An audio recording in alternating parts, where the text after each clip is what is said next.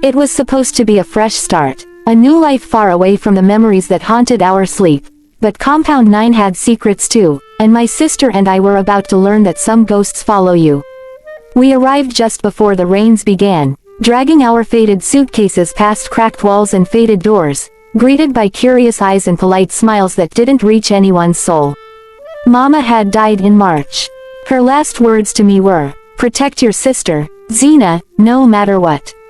And I had promised. Zina was only 14, too quiet, too observant, the kind of child who watched rather than spoke.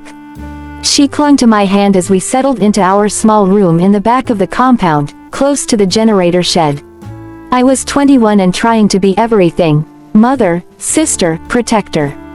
The other tenants whispered behind thin curtains, about the girl who saw things and the sister who ran from something. I tried not to hear them, tried to make a home, cooking Indomie on a single burner while Zina drew strange pictures in her notebooks: dark eyes, broken gates, a woman with no feet. I ignored it at first. Trauma, I told myself. Grief has strange hands. But then the dreams began.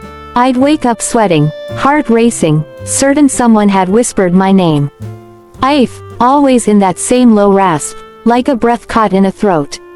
Zina's nightmares were worse. She'd scream in the night and point to the corners of our room, muttering, "She's watching us." I'd hold her close and pray. We hadn't prayed in a long time, but something in that compound made me remember God. One night, I stayed up with a flashlight and caught her sleepwalking, standing in the hallway facing the locked gate that led to the old well. Her eyes were open, but they didn't see me. "She's calling me," she said. "She said you broke the promise." I slapped her awake. "Don't ever go out there," I whispered, voice shaking. But the next morning, I found her notebook open on the table. She had drawn the well in perfect detail, even the rusted padlock and the cracked cement. We'd never been near it.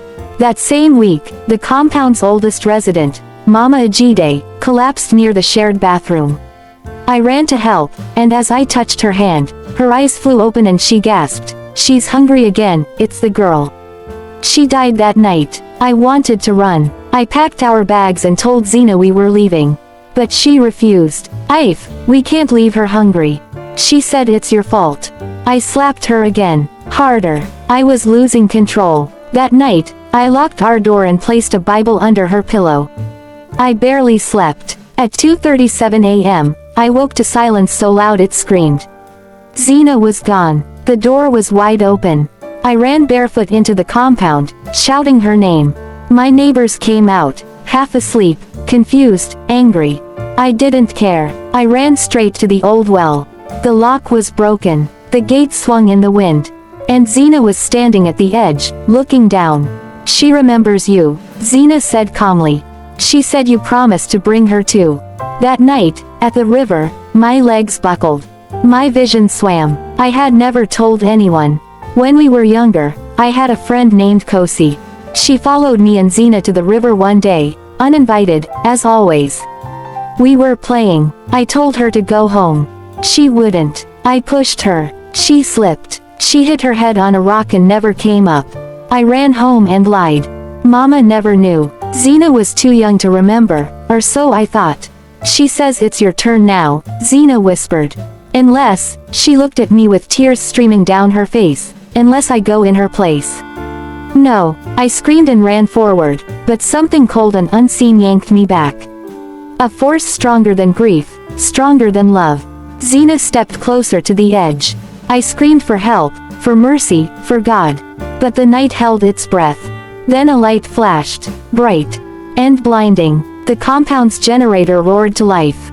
One of the neighbors had flipped the main switch. And in that light, I saw her.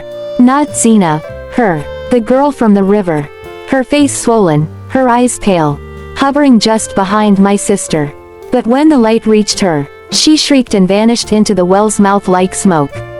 I lunged and pulled Zina away. She collapsed into my arms, sobbing. We left the next day. We don't speak of Compound 9 anymore. Not to each other, not to strangers, but sometimes, when Zina draws late at night, I see her sketching that face. And sometimes, when I dream, I still hear her whisper, "You promised."